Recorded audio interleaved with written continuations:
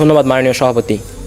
ছেলে আমার মস্ত মানুষ, মস্ত অফিসার, মস্ত ফ্ল্যাটের যায় না দেখা এপার ওপার, নানান রকম জিনিস আর আসবাব দামি দামি, সবচেয়ে কম দামি ছিলাম একমাত্র আমি। বিজ্ঞ প্রতিপক্ষ সন্তানের অবহেলায় বৃদ্ধাশ্রমে পড়ে থাকা এজন্য শত শত বাবা মায়ের আর্তনাদ। মাননীয় সভাপতি, বিজ্ঞ বিচারক মণ্ডলী, বিতার্কিক বন্ধুরা এবং উপস্থিত সুধী সবাইকে সাদর সম্ভাষণ জানাচ্ছি। বিতর্ক চলছে বিষয় বৃদ্ধ পিতামাতার প্রতি দায়িত্ব পালনে অবহেলার মূল কারণ সন্তানের মানসিকতা। অত্যন্ত যুক্তিযুক্ত কারণে আলোচ্য প্রস্তাবনার পক্ষে আমার ও আমার দলের অবস্থান। মাননীয় সভাপতি, আজকের বিতর্কের বিষয়কে আমরা 4টি ভাগে সংজ্ঞায়ন করতে পারি: বৃদ্ধ পিতামাতা, দায়িত্ব পালন, অবহেলা এবং মানসিকতা। বার্ধক্য, বৃদ্ধ বয়স বা বৃদ্ধাবস্থা হচ্ছে মানব জীবনের শেষ ধাপ, যা একটি স্বাভাবিক ও জৈবিক ঘটনা এবং আনুক্রমিক গতিতে এগিয়ে আসা শারীরিক বা দৈহিক অবক্ষয়, যার ফলে বয়স বৃদ্ধির সাথে সাথে কর্মক্ষমতা এবং প্রতিরোধ ক্ষমতা হ্রাস পায়। জাতিসংঘের রাষ্ট্রনীতি অনুযায়ী বৃদ্ধ ব্যক্তি তারা যাদের বয়স 60 বা তার ঊর্ধ্বে। দায়িত্ব হচ্ছে আপনার ক্ষমতা, নিয়ন্ত্রণ এবং ব্যবস্থাপনার অধীনে এমন কিছুর প্রতি দায়ী থাকা যার ভালোমন্দের জন্য আপনাকেই প্রশ্নবিদ্ধ করা হবে আর আপনিই দায়ী থাকবেন। ব্ল্যাকস ল ডিকশনারির মতে অবহেলা হচ্ছে যত্নের মানদণ্ড অনুশীলনে ব্যর্থতা, যা একজন যুক্তিসঙ্গত এবং বুদ্ধিমান মানুষ অনুরূপ পরিস্থিতিতে করত, অর্থাৎ প্রদত্ত পরিস্থিতিতে ইচ্ছাকৃতভাবে অসতর্কতা অবলম্বন করা। এই অবহেলা আবার 3 ধরনের: সামাজিক, আর্থিক এবং মানসিক। আর মানসিকতা হচ্ছে একজন মানুষ বা গোষ্ঠীর চিন্তাধারার উপায়, যা দ্বারা তারা ভিন্ন ভিন্ন সিদ্ধান্তে উপনীত হন। মাননীয় সভাপতি, স্ট্যাটিস্টিকা.com-এর এক জরিপ অনুযায়ী বর্তমান বিশ্বে 60 বছরের ঊর্ধ্বে জীবিত ব্যক্তির সংখ্যা মোট জনসংখ্যার 22%, আর বাংলাদেশ ব্যুরো অফ স্ট্যাটিস্টিক্স অনুযায়ী বাংলাদেশে এই হার 37%। এরাই সেই বৃদ্ধ মা বাবারা যাদের বেশিরভাগ সময় কাটছে অবহেলায় কোনো বৃদ্ধাশ্রমে অবহেলিতভাবে। বিজ্ঞ প্রতিপক্ষ চিন্তা করে দেখুন, ছোটবেলায় যেই বাবা মা ছিল সন্তানের কাছে সব কিছু, কলেজের গণ্ডি পেরোনোর পরে তারা যেন হয়ে যায় অচেনা। সন্তানের মনে জন্ম নিতে শুরু করে বাবা মায়ের বাড়তি খরচ, স্ত্রীর সাথে বাবা মায়ের সম্পর্ক সম্বলিত নানা রকম দ্বিধা। তাই বিজ্ঞ প্রতিপক্ষ, বড় হয়ে আপনি একজন ভালো ডাক্তার বা ইঞ্জিনিয়ার হলেও এসব দ্বিধাপূর্ণ মানসিকতা নিয়ে কখনো একজন ভালো সন্তান হতে পারবেন না।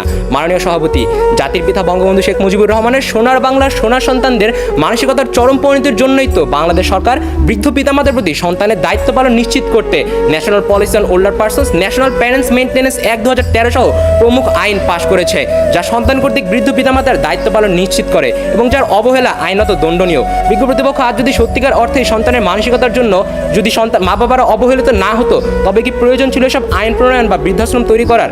আশা করি উত্তর দিয়ে যাবেন। মাননীয় সভাপতি, প্রতিপক্ষের বক্তারা বৃদ্ধ পিতামাতার প্রতি দায়িত্ব পালনে সন্তানের মানসিকতা যে মূল কারণ তাকে ধামাচাপা দিতে পারলেও ধামাচাপা দিতে পারবে না সেই সন্তানের প্রেয়সীকে নিয়ে ব্যয়বহুল রেস্টুরেন্টে যাওয়ার ছবি, সেই সন্তান যে কিনা বাবা মাকে বাসার বাইরে নিয়ে যেতে লজ্জাবোধ করে, তারা মাদার্স ডে পালন করে ফেসবুকে একখানা স্ট্যাটাস এবং মায়ের সাথে একখানা সেলফি আপলোড করে এবং পর মুহূর্তেই মাকে রাগত স্বরে বলে, মা যাও কাপড়গুলো ধুয়ে নিয়ে আসো। বিজ্ঞ প্রতিপক্ষ, সন্তানের এমন চরম মানসিকতার জন্যই তো 80 বছরের প্রৌঢ়া সামিরান বিবি ছেলে মেয়ের যত্নের অভাবে ঢাকার আগারগাঁয়ে সমাজসেবা অধিদপ্তরের সামনে বসে বাধ্য হয়ে ভিক্ষে করে। তথ্যসূত্র দ্য ডেইলি সান, 10 জুলাই 2018। কিন্তু প্রতিপক্ষের বক্তারা যদি মানসিকতার কঠিন বাস্তবতা থেকে মুখ সরিয়ে অন্য সব গৌণ কারণ নিয়ে আসতে চায়, তবে সম্ভবত চোখে পড়বে দারিদ্র, শহরায়ন, একক পরিবারের মতো বিষয়গুলোকে। কিন্তু বিজ্ঞ প্রতিপক্ষ, বৃদ্ধ পিতামাতার প্রতি দায়িত্ব পালনে অবহেলার ক্ষেত্রে এসব কেবল গৌণ কারণ, মূল কারণ কখনোই নয়। কেননা বাংলাদেশের দারিদ্র সীমার নিচে বসবাসকারী 21.8% মানুষ যাদের কিনা নুন আনতে পান্তা ফুরোয় অবস্থা, তারা তো অবহেলার সংজ্ঞারই বাইরে।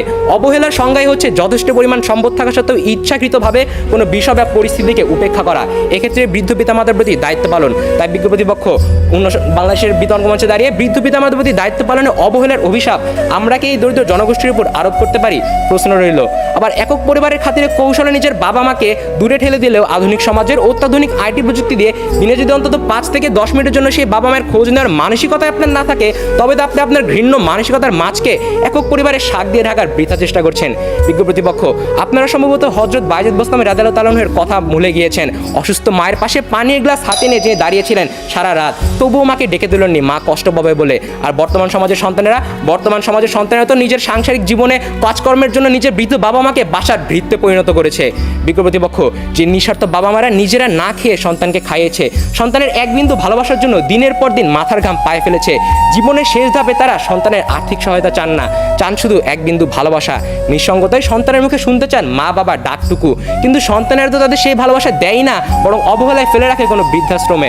অবহেলার সুরটা অনেকটা এরকমই, কেউ বলে বুড়ো ভাম, কেউ বলে পাজি, কেউ বলে এইবার বেটা মরলেই বাঁচি, ঘরে গুঞ্জন, বরাদ্দ ভ্রুকুঞ্চন, দেখলেই মুছে যায় ছেলের হাসি, অপরাধ একটাই জেনে রেখে সবাই, আমার বয়স হলো 80।